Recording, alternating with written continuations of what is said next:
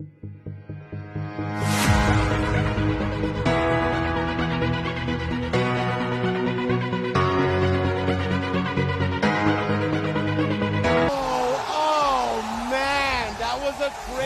trade.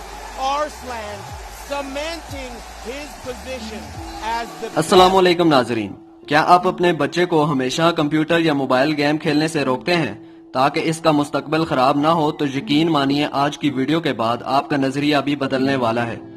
जी हाँ, क्योंकि आज हमारे एक फख्रे पाकिस्तान अरसलान ऐश ने दुनिया भर में सिर्फ एक गेम के जरिए पाकिस्तान का नाम रोशन कर दिया और साथ ही साथ अपने लिए एक बेहतरीन और सुनहरी मुस्तकबिल भी ढूंढ निकाला है। नाजरीन, आज की वीडियो में हम आपको एक गरीब पाकिस्तानी बच्चे की कहानी बताएंगे कि कैसे और कितनी मुश्किलात से गुजर कर ये जापान पहुंचा और वहां इसने टेकन 7 गेम कंपटीशन में हिस्सा लेकर दुनिया के तमाम प्लेयर्स को हरा दिया और दुनिया का चैंपियन बन गया। अरसलान ऐश का असल नाम अरसलान सिद्दीक है।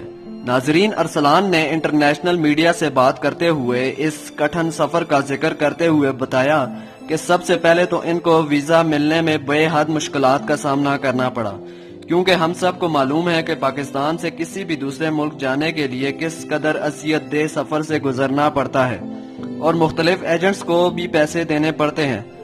ऐसा ही कुछ अरसलान के साथ भी हुआ और आखिरकार जब इनको वीजा मिला तो इनको जापान पहुंचने के लिए 5 फ्लाइट्स इस्तेमाल करना पड़ी। जी हाँ, जरा सोचिए कि एक ऐसा पाकिस्तानी जो इतने बड़े प्लेटफॉर्म पर पाकिस्तान को रिप्रेजेंट करने जा रहा है और इसे किसी भी गवर्नमेंट के अदारे ने स्पॉन्सर नहीं किया, और इस तरह अरसलान तकरीबन 3 दिनों में जापान पहुंचे।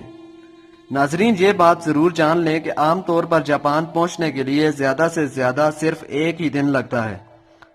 अब जो सबसे ज्यादा दुखी बात वो ये है कि जब भी आप किसी भी दूसरे मुल्क पहुंचते हैं तो वहां पर मुख्तलिफ करेंसी एक्सचेंज कंपनियां मौजूद होती हैं जिनसे आप अपने मुल्क की करेंसी को वहां की करेंसी से एक्सचेंज करा सकते हैं।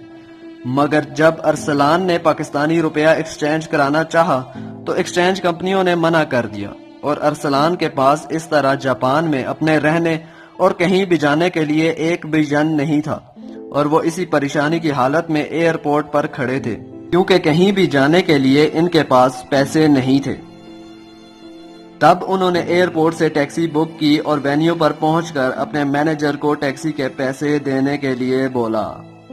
अरसलान ऐश ने इंटरव्यू देते हुए बताया कि एक वक्त में वो इतने दिलबर्दाश्ता हो चुके थे कि इन्होंने सोचा कि बस अब वो इस मुकाबले में शिरकत नहीं करेंगे बल्कि वापस अपने मुल्क वापस चले जाएंगे।